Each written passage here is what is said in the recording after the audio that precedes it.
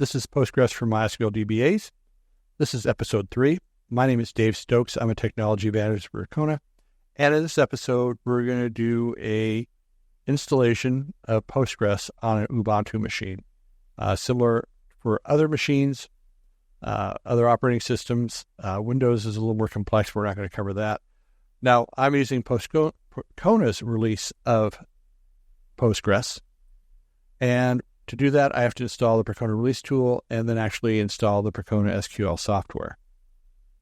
So some prerequisites have to go out there. This is a Debian-based box, so I have to update, do an install of GNU PG2, curl, and the Linux standard-based release.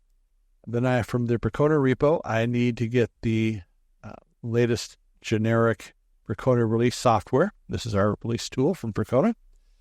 Install that. Run update again. If you have any questions for details on any of the steps here, please go to docs.percona.com/postgres/16.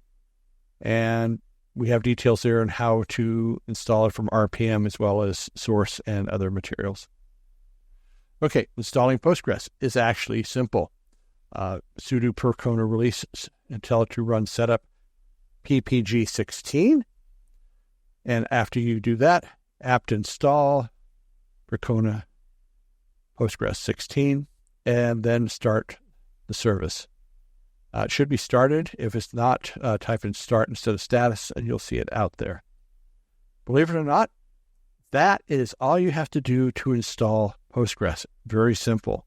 As simple as it can be. In the past, you heard nightmares probably about installing Postgres. Very simple to do.